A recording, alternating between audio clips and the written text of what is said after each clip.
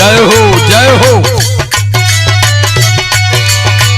क्या बात है बेटा।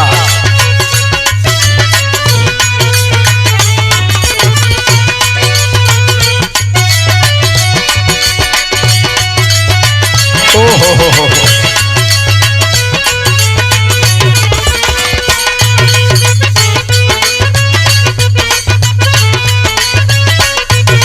वाह मास्टर।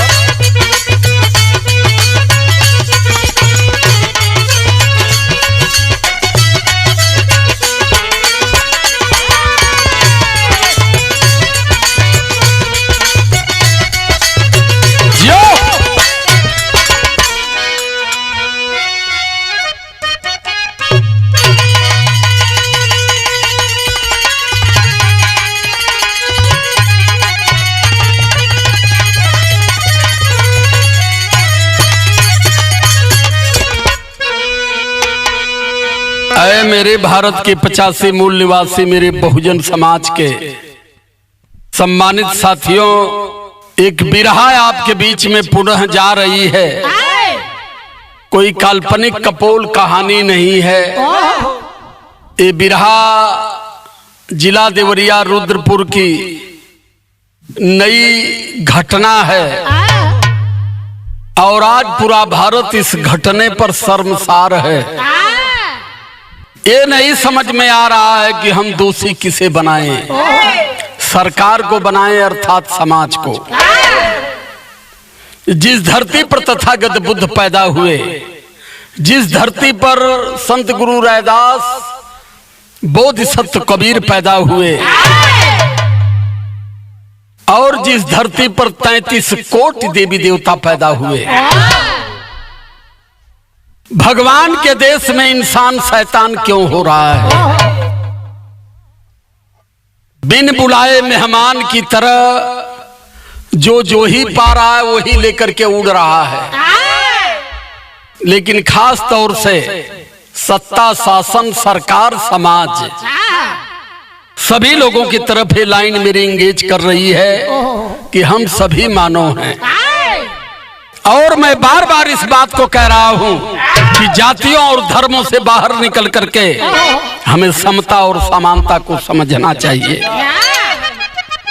इतना बड़ा कांड हुआ, 2 परिवार उजड़ गया, क्या मिला? अब इस पर राजनीतिक रोटी सेंकी जा रही है। कई सवाल हमारी बिरहा आपके बीच में पैदा करेगी। तमाम मीडिया के माध्यम से, सोशल मीडिया के माध्यम से, हमारे सम्मानित कलाकारों के माध्यम से ये चीज आपके बीच में जा रही है। लेकिन मैंने पूरे घटना पर अध्ययन करके मुख्य धारा से जोड़ते हुए इस बात को आपके बीच में मैं रखना चाहता हूं कि एक कमी कहां से हुई और क्यों हुई।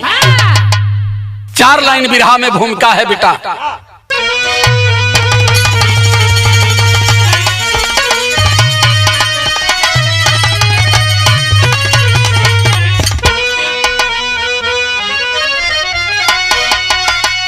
मानो का मानो क्यों दुश्मनी बना है,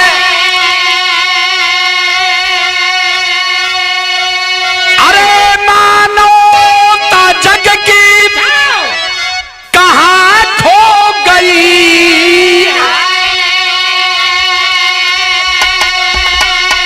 इंसान शैतान बनने लगा, नेक नियत नसीहत क्यों चुप हो गई है।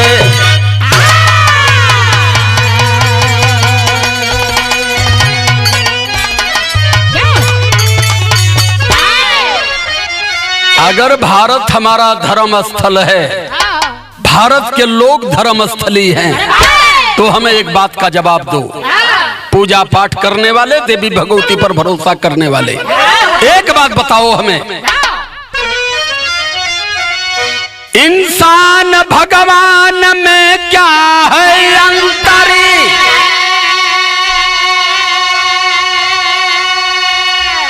समझ में न आता पुजारी बताते,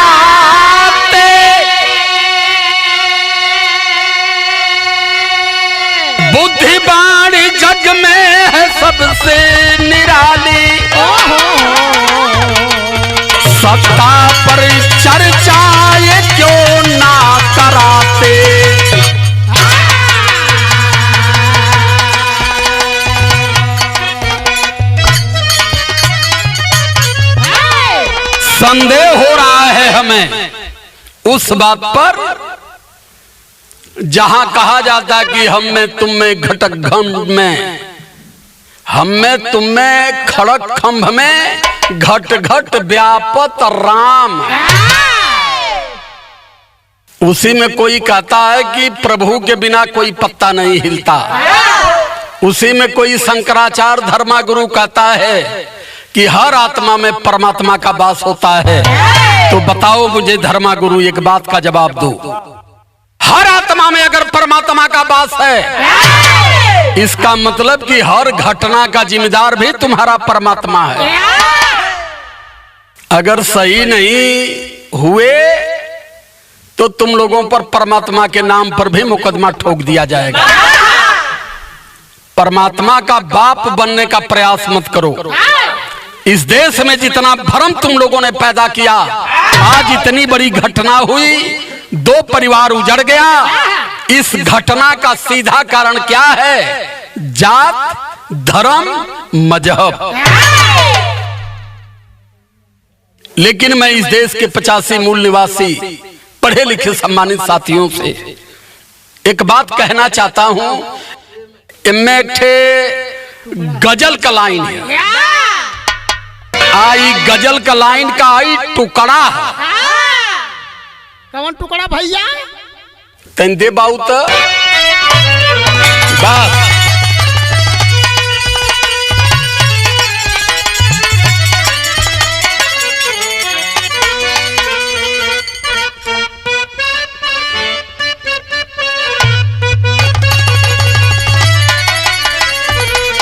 तनी टुकड़ा पुरान कैया गया, लेकिन गौले के बाद ताजगी आ जाए।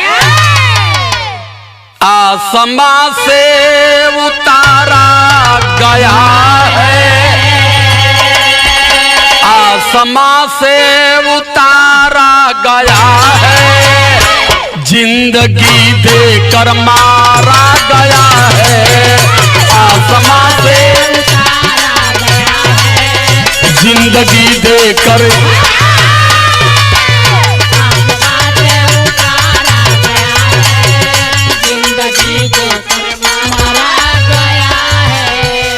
लेकिन है मेरे सम्मानित साथियों, धन के लिए, सम्मान के लिए, स्वतः स्वाभिमान के लिए, सत्ता के लिए जो लड़ रहे हो, बुद्ध बाणी है ये। क्या है भैया? गंधी बन कर बिखर जाइए, गंधी बन कर बिखर जाइए, काम कुछ ऐसा कर जाइए। गंधी बन कर बिखर जाइए, काम कुछ ऐसा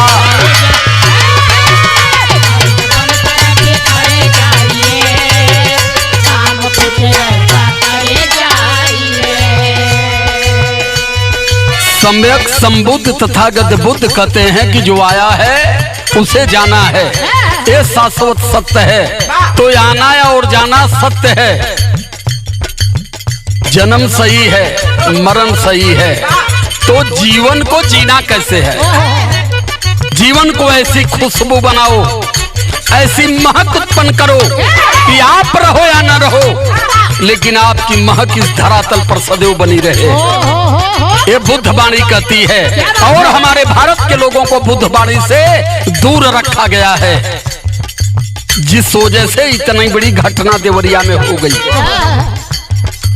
गंधी बन कर बिखर जाइए,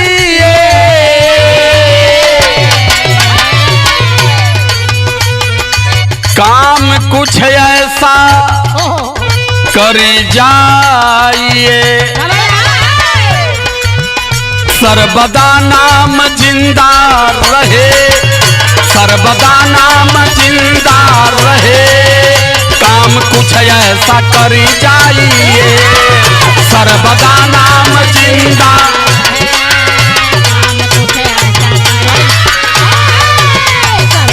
नाम जिंदा रहे, काम कुछ ऐसा करे जाइए। कमाना खाना ये सरल चीज है। जो दिन भर भिक्षा आवंटित करता है वो भी शाम को भोजन करके कहीं रात बिता लेता है। लेकिन जीवन की सच्चाई क्या है? जिंदे पर हमें सम्मान मिले न मिले, मरने के बाद जिस नाम का सम्मान हो वही सच्च जीवन है। शायर की लाइन है, कहना है क्या है?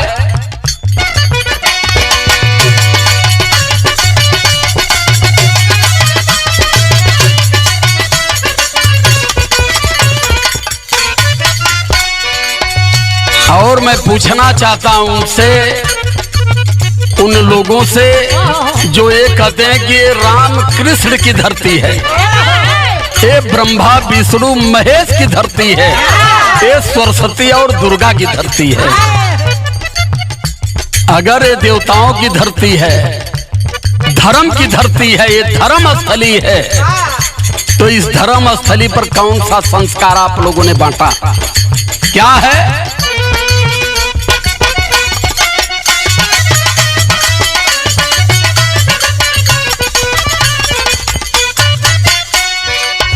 आज इंसानियत का, आज इंसानियत का रुख रहा जनाजा है, आज इंसानियत का उठ रहा जनाजा, खून इंसान लेता वक्त का तकाजा है।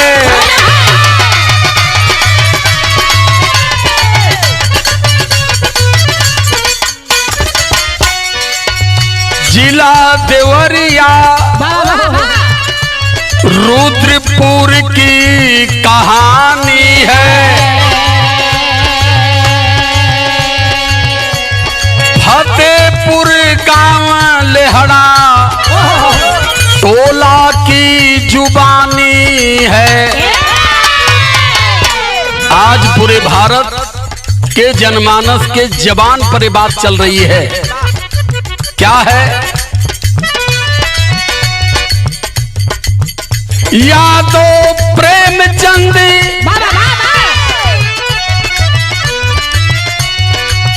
यादव प्रेमचंद गांव में सम्मान रहा, यादव प्रेमचंद गांव में सम्मान रहा, जिला पंचायत रहे भारी स्वाभिमान रहा।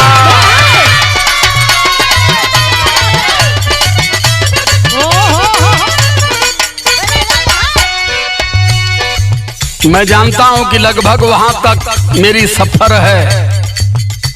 जिला देवरिया के रुद्रपुर ब्लॉक अंतर्गत एक फतेहपुर गांव है और फतेहपुर गांव के रहने वाले प्रेमचंद यादव जो जिला पंचायत थे।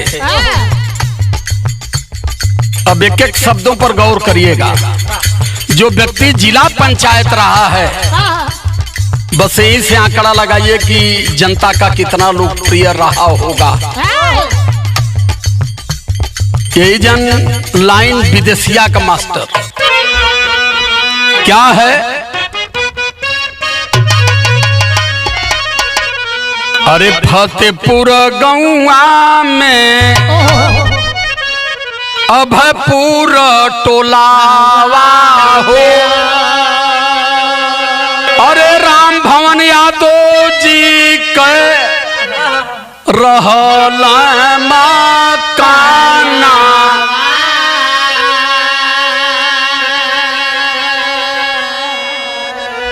राम भवन यादव जी जो सेना से रिटायर्ड थे, उनके बेटे हैं प्रेमचंद यादव, एक ही बेटा। और प्रेमचंद की माता जी का क्या नाम है?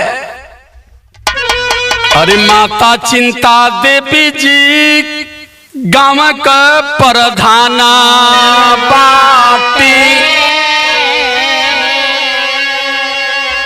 अरे प्रेमचंद यादव जी करी सुघर लाना,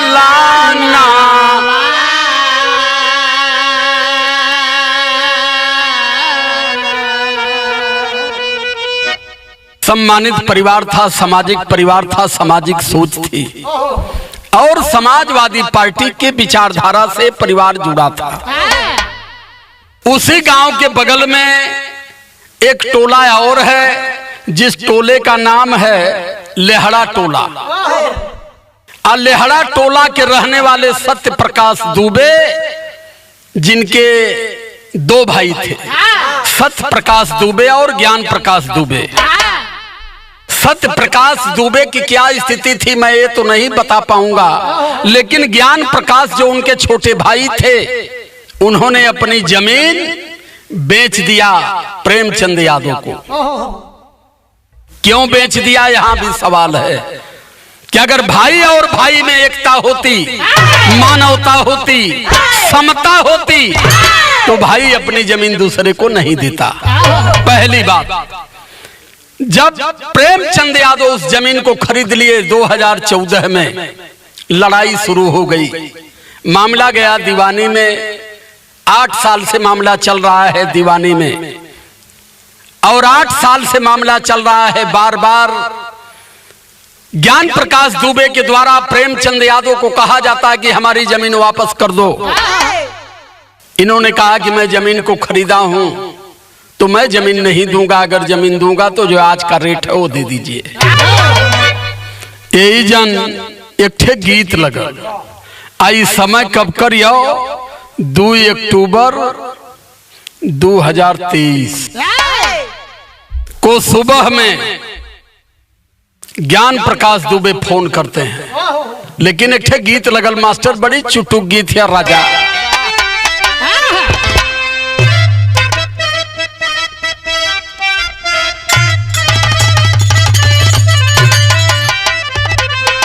कौनो मेहरारू कम मन से धुक कोइलौरी में रह, पौले दिवाली का बोनस आयल घरे।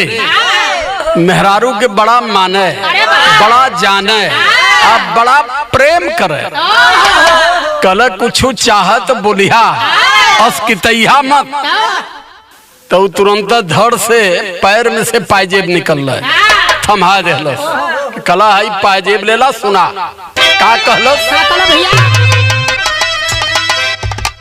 हमार अरे हमार पायजेब राजा हीरा जड़वाता,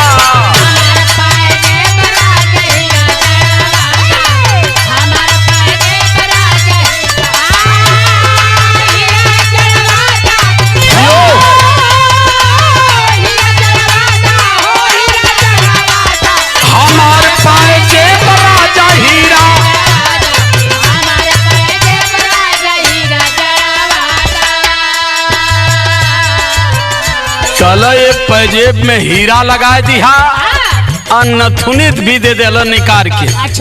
आज हम नथुनी देला लइको, ए लवंडो, ये बात नहीं सुनोगे तो तुम लोग फेल हो जाओ। और नथुनी देला तो कहलस, का कहलस, अरे नथिया पर हमारे जहाज उड़ाता, हमार पैजेब राजा हीरा जड़वाता।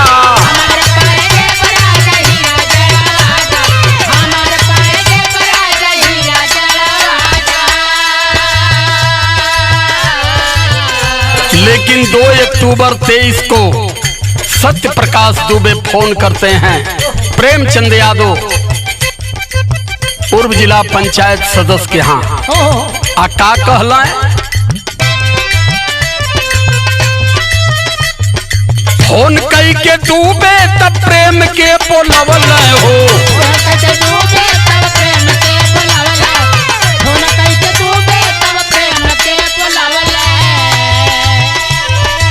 ये प्रेमचंद यादव के माता का बयान है।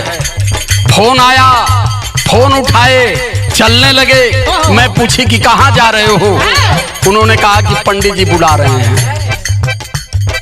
फोन कई के डूबे जी प्रेम के बोलवल हो,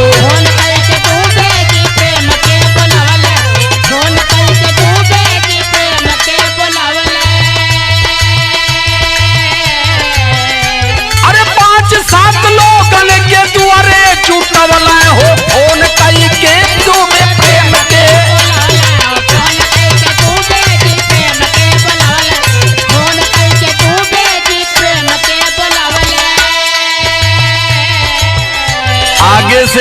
7 लोगों को दरवाजे पर बुलाए और कहे कुछ बात करना, भैया आ जाइए। तुरंत प्रेमचंद यादव मोटरसाइकिल निकाले और खेत की तरफ चल दिए। और जब खेत की तरफ चलते हैं तो होता क्या है,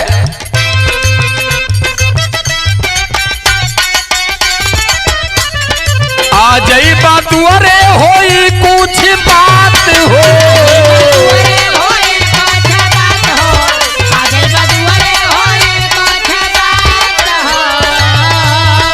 सत्य प्रकाश दुबे कहते हैं कि आ जाइए, 2-4 लोग जुटे हैं, कुछ बात करना है।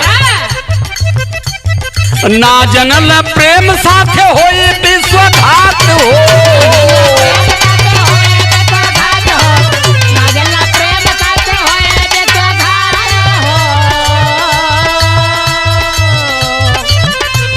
अकेले चले या तो मोटरसाइकिल उठवला, फोनवा के कई दूबे के बोलवला कि फोनवा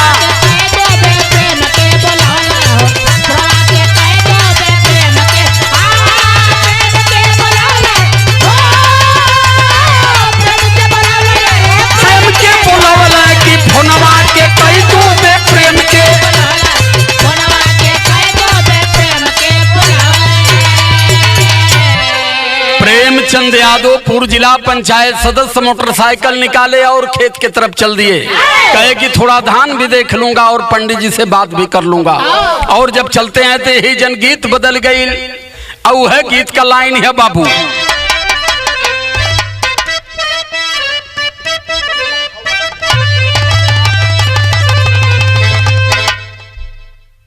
एक ठे मेहरारू का मन से धू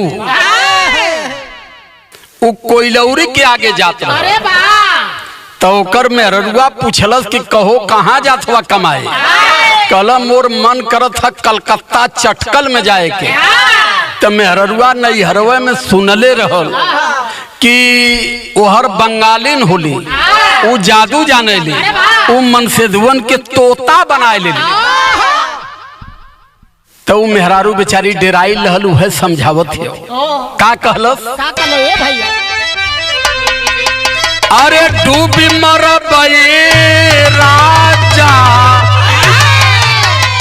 डूबी मरबे सैया, जई बाजो पूर्व के देसावा,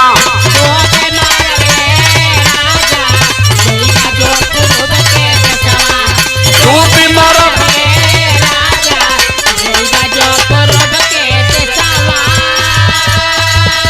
कल कलकत्ता का नाव लेबा तो हम इनार कुआं देख ले। कल कहे तो बतावत हो पूर्वा के देशवा में बस बंगलिनिया ये सैया,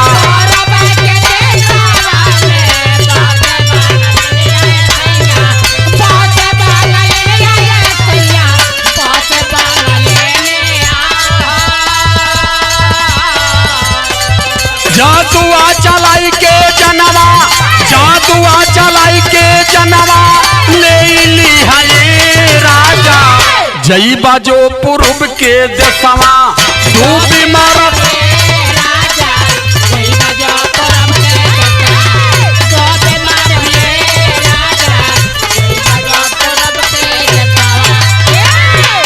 लेकिन गाना का अस्थाई भाव है बाबू।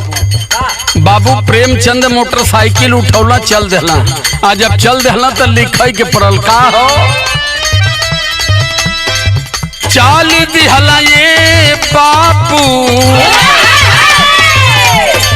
चाल दिहला ये बापू, डूबे के दुअरिया हो सुनीला,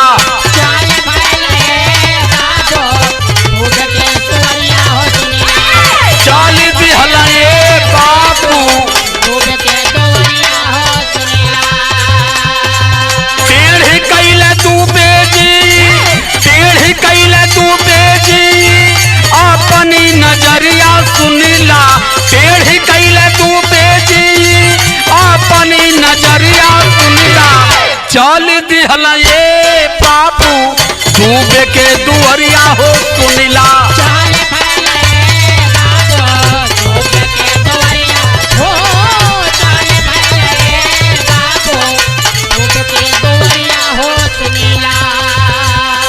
नीचे मोटरसाइकिल से मोटरसाइकिल खड़े करके उतरे और दुबे जी के पास पहुंच गए।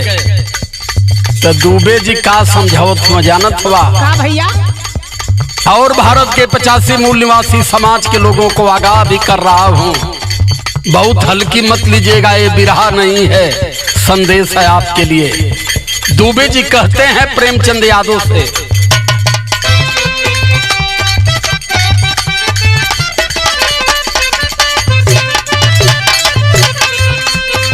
काहे दुबे जी तुहके समझावली हो,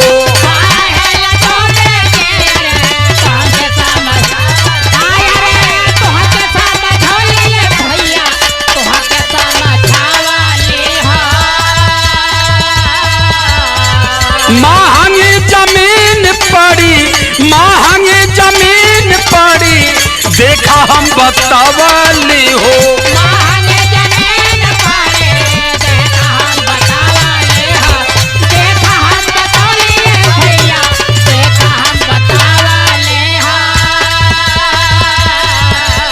7-8 लोगों के बीच में जब प्रेमचंद यादव को इन्होंने अपने दरवाजे पर घेर लिया तो सत्य प्रकाश दुबे कहा कि मैं पहले ही बता चुका हूं, जमीन नहीं दोगे तो जमीन बड़ी महंगी पड़ेगी और ये जमीन तो तुम्हें देना पड़ेगा, अन्यथा इसकी बड़ी कीमत तुम्हें चुकानी पड़ेगी। समझ गए प्रेमचंद यादव कि फंस गया मैं। कहने लगे कि ठीक है पंडित जी, 2-4 लोगों को बुलाया जा, हमारे पक्ष से भी फैसला किया जाएगा, जैसा पंचायत का फैसला होगा वैसा हम लोग निर्णय ले लेंगे, इसमें कोई दुश्मनी की बात नहीं है। लेकिन दुबे जी का कहला भैया,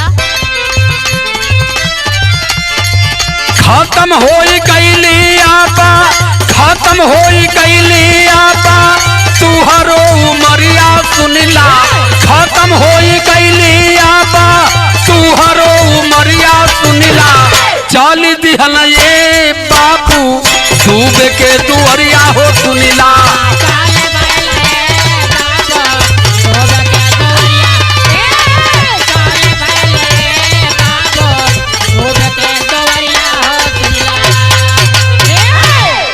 वो सम्मानित प्रेमचंद यादव की आंख ढपढपा गई और उन्होंने कहा था कि मैं जिस समाज के लिए, जिस गांव के लिए, जिस लोगों के लिए कभी मैंने अपने गांव में जात धर्म मजहब पर काम नहीं किया, लेकिन आज ये पंडित जी फंसा दिए मुझे।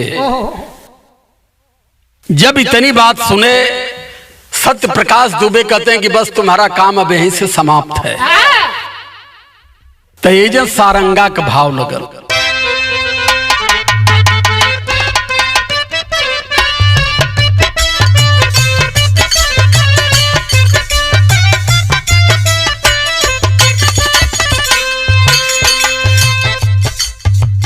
पतिया सुनाता भरी गईली नजरिया हो, गईली नजरिया,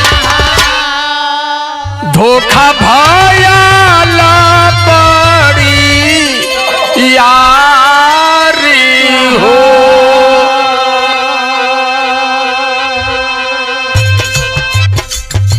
सिरवा पर गिरे लागल इटवा पत्थरवा, ये बापू इटवा पत्थरवा हो, बबुआ का फटल कपारी हो।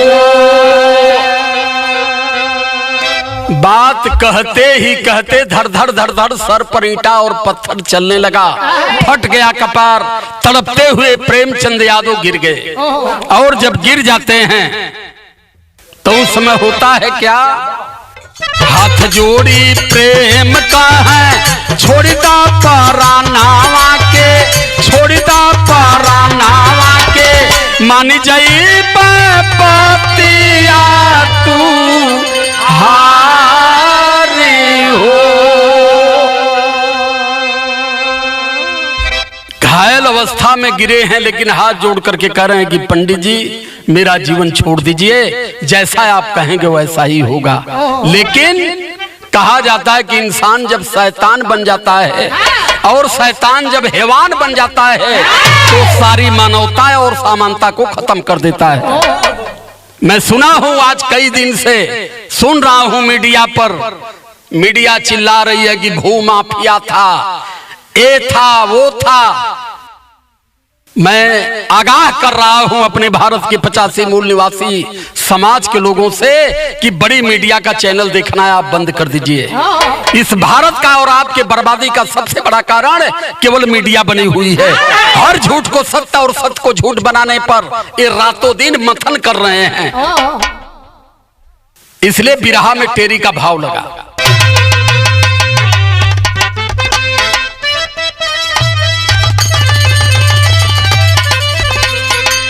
अरे मानवता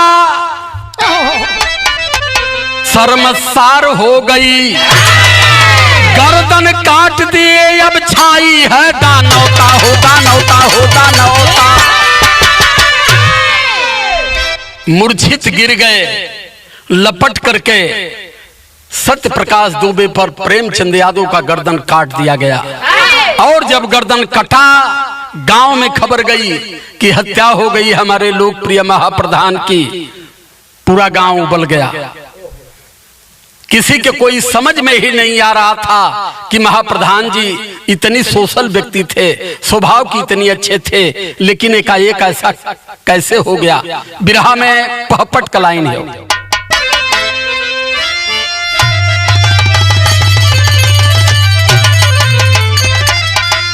अरे काट दिए हैं पापी तब कर दानवा प्रेम भैया हो।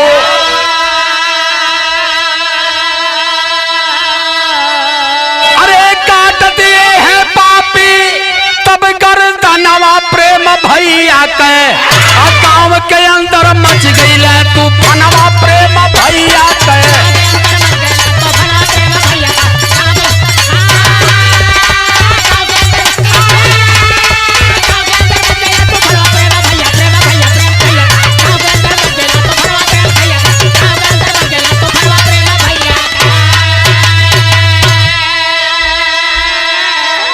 पूरे इलाके से केवल एक आवाज उठी है कि इतना लोकप्रिय, शानदार, ईमानदार महाप्रधान के साथ इतनी बड़ा जघन्य अपराध कैसे हुआ।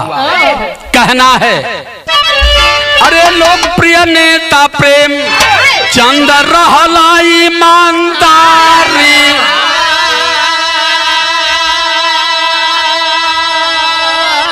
अरे क्षेत्र का लोगवा समाजवादी नेता से करते प्यार हो।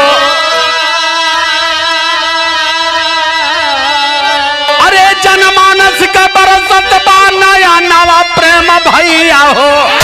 कहवा गईला छोड़ी के रतनवा प्रेम भैया हो।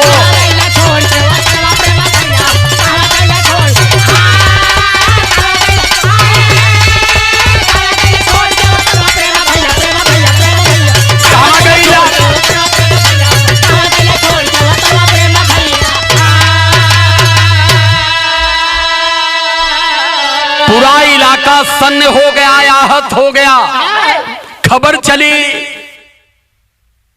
लखनऊ से अधिकारी चल दिए, लेकिन गांव की और क्षेत्र की स्थिति क्या है।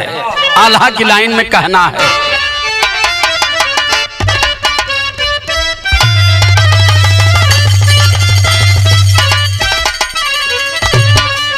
अरे बतिया सुनत फाटे, बतिया सुनत फाटे, अरे लोगल का छतिया बाबू।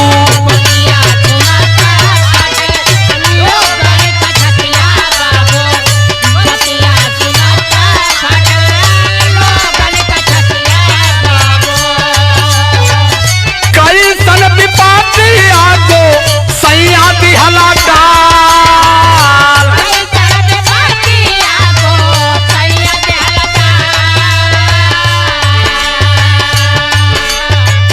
माई चिंता देवी आज, माई चिंता देवी आज, भैले बाबू रहिया बाबू, भैले बाबू रहिया। कावन पापी लूट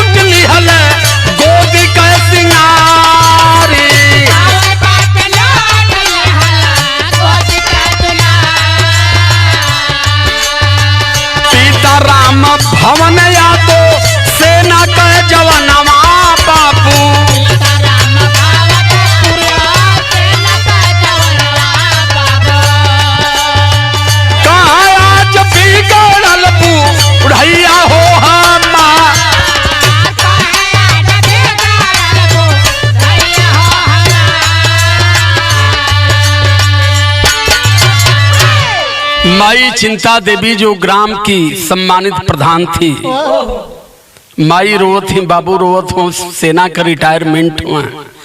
बेटा 23 साल हम सीमा पर लड़नी, लेकिन इतना दुख ना भयल कि आज जौन गांव में तुहरे साथ हो गया, पूरा परिवार स्तब्ध है। क्षेत्र के लोग जुटे दरवाजे पर, लेकिन अपने लोकप्रिय नेता की मौत को बर्दाश्त नहीं कर पाते। सदर का लाइन मास्टर।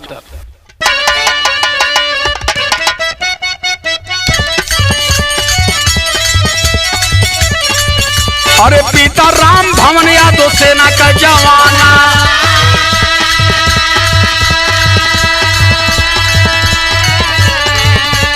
कहां जब बिगड़ल बुढ़ैया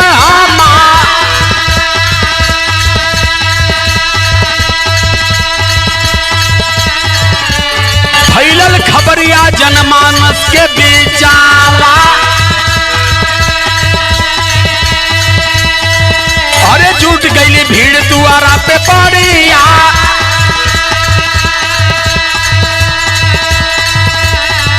अरे केहू का केहू नहीं सुनत बटा बतिया। अरे भीड़ चली ध्यान रिहड़ा टोला तारा म्या,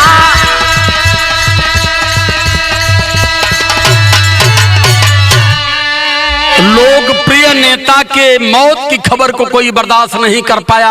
हजारों की तादाद में सर्व समाज के लोग दरवाजे पर जुट गए और कहे कि हम चलेंगे और पूछेंगे कि हमारे नेता के साथ आपने ऐसा क्यों किया।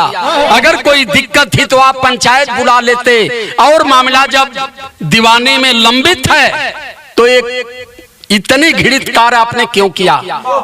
बाबू समझावत रह गिलन, लेकिन भीड़ चल दिया। और जब भीड़ चलल बाबू गुस्सा में, खास तौर से मैं कहना चाहता हूं, हमारे डीपीजी लाइन ऑर्डर का बयान आया कि प्रेमचंद यादव की हत्या तो अकस्मात है। ऐसी हत्याएं हो सकती है, लेकिन जो दोबारा हत्या हुई है सत्य प्रकाश दुबे के 5 लोगों की परिवार में, ये सुनियोजित है। श्रीमान जी, आदर कर रहा हूं मैं आपका, ध्यान भी आपको होना चाहिए। किस कौम से हो आप? इतनी घटिया सोच लेकर के आप बयान दे रहे हो। आपको ये समझ में नहीं है कि वो आदमी फोन करके बुलाया, वहां गुंडों को रखा था, सिर पर पत्थर मारा, फिर गर्दन काटा। आप कर रहे हो कि अकस्मात घटना है, लेकिन दूसरी घटना सुनियोजित है। दूसरी घटना करने वाले प्रेमचंद यादव के परिवार के नहीं, बल्कि आम जनमानस अपने लोकप्रिय नेता की जुदाई बर्दाश्त नहीं कर पाया। यहां भी ध्यान दीजिए। मैं आपके ध्यान को उस तरफ लेकर के चलना चाहता हूं कि माता इंदिरा के सीने में 2 सिखों ने गोली चलाया था, लेकिन उत्तर प्रदेश, हरियाणा, पंजाब में हजारों सिख क्यों मार दिए गए? इसका भी जवाब आपको देना होगा। और माननीय मुख्यमंत्री जी, आपसे भी सवाल है कि थोड़ा सा बुलडोजर को अपने कंट्रोल में करके रखिए, क्योंकि इतना जल्दी अगर आप बुलडोजर चलाते हो तो कहीं ना कहीं जातवाद के आप लंबे शिकार हो। आप एक संत हो, हम संतों का अदब करते हैं, लेकिन संत हो करके संत की गरिमा को मिटाने का प्रयास मत करिए, क्योंकि नियम है, समय बदलती है। कहीं समय बदल गई तो आपकी क्या स्थिति होगी, इस चीज को भी ध्यान में रख करके रहिएगा। आज बाबूजी प्रेमचंद यादव के पिताजी आम जनमानस को समझा रहे हैं कि ऐसा मत करिए, जो उन्होंने किया वो किया, लेकिन हमारे तरफ से गलती नहीं होनी चाहिए। लेकिन जनता उबल पड़ी थी, जनता किसी के कंट्रोल में नहीं थी। अच्छा यही था कि उस परिवार में 5 लोग ही मौके पर थे, नहीं तो जो स्थिति वहां के लोगों ने बताया कि अगर 10, 20, 50 लोग रहते तो सारे लोग मार दिए जाते। इसलिए कहीं ना कहीं वर्तमान गवर्नमेंट आज शक के घेरे में है। और यहां तक मुझे रिपोर्ट मिली है कि सत्य प्रकाश दुबे जी कहे हैं कि अगर प्रेमचंद नहीं रहेंगे तो जमीन की लड़ाई खत्म हो जाएगी और हमारा कोई बिगाड़ ही क्या सकता है, क्योंकि आदरणीय माननीय मुख्यमंत्री आदित्यनाथ जोगी जी हैं। कहीं ना कहीं ये सवाल उठता है कि आपकी सरकार पूर्ण रूप से निष्काम हो चुकी है। आखिरी लाइन है,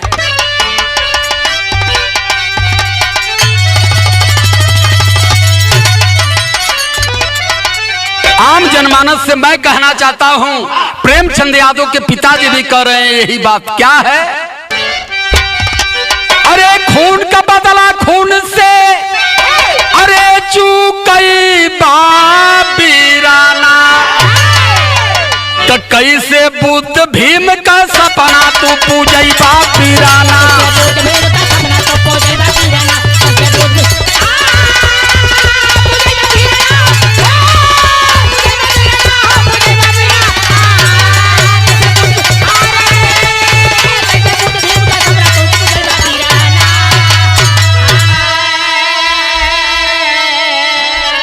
हम बाबा साहब अंबेडकर के वंशज हैं, तथागत बुद्ध के धम्म को मानने वाले लोग हैं।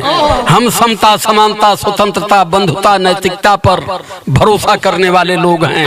हम हिंसा पर भरोसा नहीं करते, क्योंकि इस धरती पर जो आया है वो जाएगा। जमीन तो वहीं रह गई, लेकिन दो परिवार उजड़ गया। क्यों उजड़ गया? सिर्फ ज्ञान के अभाव में। अगर ये दोनों परिवार मैं जानता हूं बुद्ध का स्मरण किया होता तो आज उस परिवार में इतनी बड़ी घटना नहीं होती। कहना है क्या है? अरे मानल नाही भीड़ तोड़ी थी हलदारावा,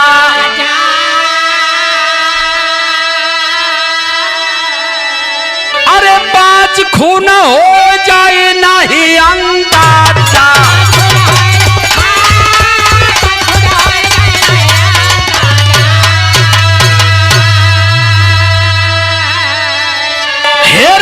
हीरा तपो नाही पई बाबीराना, कैसे बुद्ध भीम का सपना तू सजई बाबीराना।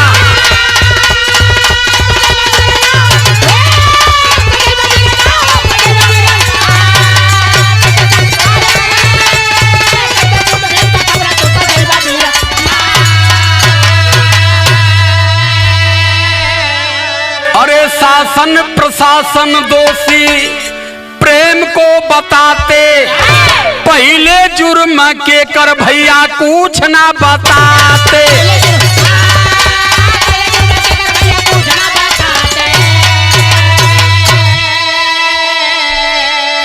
ये सारे दलाल लगे हैं प्रेमचंद यादव को दोषी ठहराने में, लेकिन दोष किसका पहले है इस पर कोई बात नहीं कर रहा है। उसको कह रहे हैं कि ये सुनियोजित है, और प्रेमचंद यादव की घटना को कह रहे हैं कि ये आकस्मिक है। ऐसा हो सकता है जैसे लग रहा था कि मोटरसाइकिल से जा रहे थे, एक्सीडेंट हो गया। तहजीब में आ जाइए, संविधान का देश है ये, मनुस्मृति का नहीं है। अपील कर रहा हूं इसलिए कि भारत की तहजीब में रहने दीजिए। यहाँ के गंगा जमुनी की तहजीब पर अगर धक्का मारने का प्रयास करेंगे तो आने वाली समय आपके लिए बहुत ही भयावह होगी। चाहे डीपीजी साहब हो, चाहे डीआईजी साहब हो, चाहे कोई भी पुलिस अधिकारी हो, और इस मुहकमा को दुकानदारी बनाने का प्रयास मत करो। कहना है आखिरी लाइन में,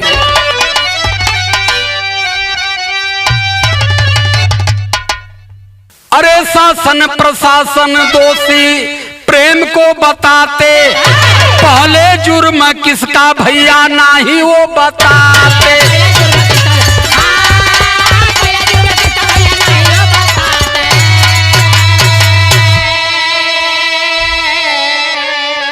अरे समता दया प्रेम ना, अरे लियाई बीराना, कैसे बुद्ध भीम का सपना तू सजई बाबीराना। गुरु बिहारी गुरुपतु कहते मानवता अपनाओ, सूरज भान कहे राम पलट, अमर प्रेम दर्शावो।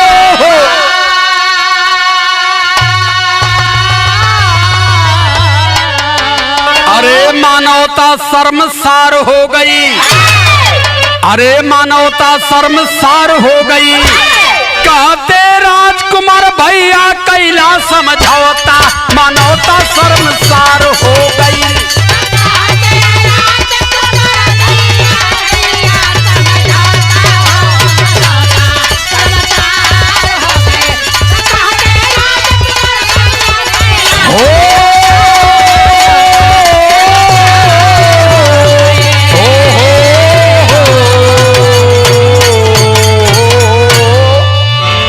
सादर जय भीम, नमो बुद्धाय।